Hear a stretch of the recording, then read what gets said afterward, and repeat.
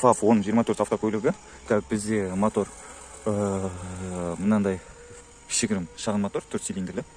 FAF-тың өзінің китайский моторы. Так, біздегі мәселе. Так, машин холодный кезінде кілт қуады, су көтерілгеннен кейін қумайды.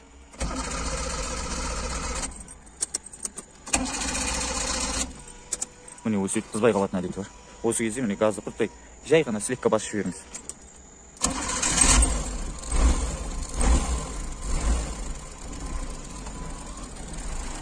Мына мотордың жұмыс жасауы. Сосын мотордың тоқ жағын бір қарап шығу керек. Әйтпесе өрмекшінің ұясындай болады. Қайсысы қай жерден, қайсысы қайда баратыны да белгісіз. Жалғасы бар. Біз қазір суы көтерілуін күтіп отыр. Суы көтерілген кезде стартер қумай қалады. Оны кеше өз көзімізбен де көрген болатынбыз. Соны бүгін енді анығырақ. Так, су көтерілді бізде, аздап кішкене. Так, бұл стартер нормаль.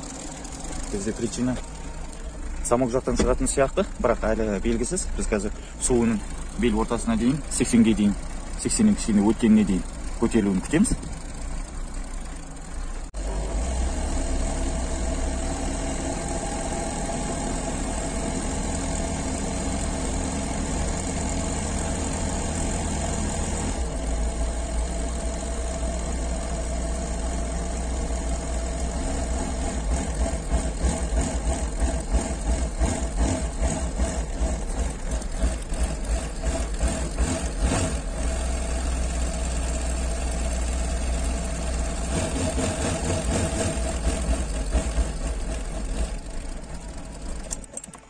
Так, біз міне кезекті ауруын ұстады.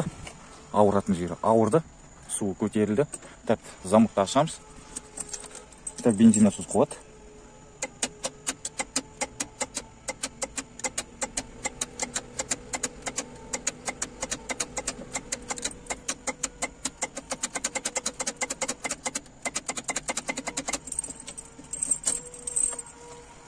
Так, келесі мәселе астынан кіріп, осы стартердің жан-жағынан қарайтын боламыз.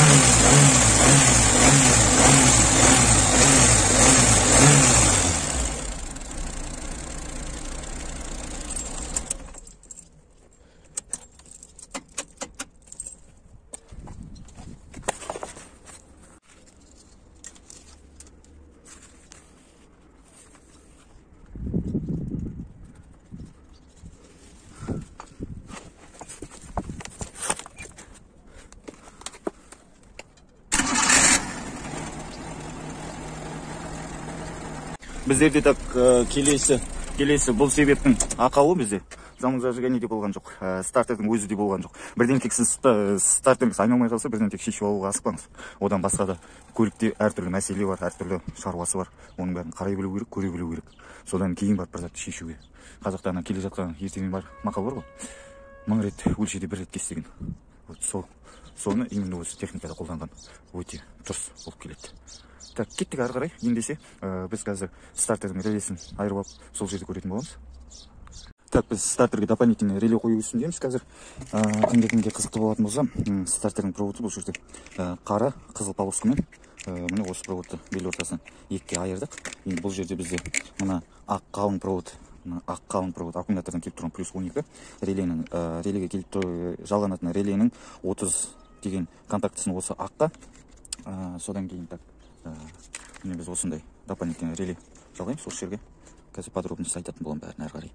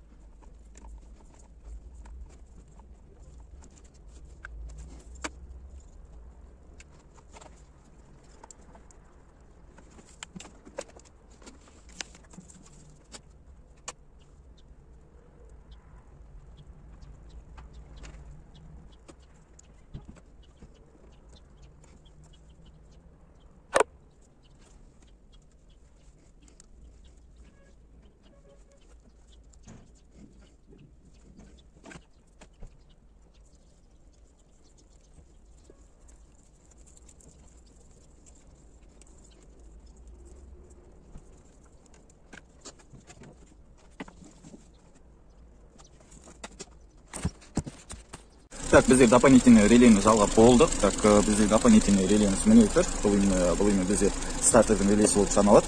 Так, бізде енді міне су бәрі көтеріліп тұр. Так, сөндірдік. Қайтадан замок аштық. Мәшін қызып тұр. Так, бұның бәрі бізде біріншіден замоктың түбіндегі контактілері кішкене босаған. Ол бірінші мәселе. Содан кейін дополнительный реле қойдық. Содан кейін мына жерде аккумулятор кішкене жарамсыздау екенін мына жағы машинаның ар жағына қарап тұрғансыз бізге көрінген жоқ. Аккумулятор зарядка өзіне қабылдай алмайды. Сол себепті су көтерілген кезде стартер қоймай қала береді.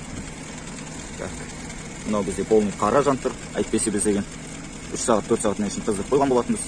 Зарядка алу керек, бірақ алмаған зарядка. Так, біз қазір мультиметрмен сонда да тағы да көз жеткізу үшін зарядкаға бір мән беріп өтетін боламыз. Бізде так генераторда зарядка бермейді. Генератор зарядка беріп тұрғанда 13-тен жоғары көрсету керек. Максимальный заряд беру қарқыны 14-5-ге дейін барады. Әдемі заряд беріп тұрғандары. Біз қазір бәрін айырып, қайтадан климаның өзін көретін боламыз. Қалай заряд беріп тұрғанын. Әлде болмаса дәл осы күйінде климаның біреуін ажыратып көретін боламыз. Так, міне айырдық, біз сөніп қалды.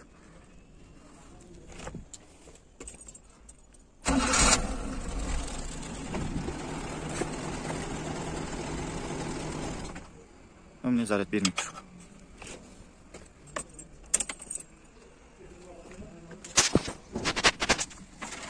Нормальный зарядка.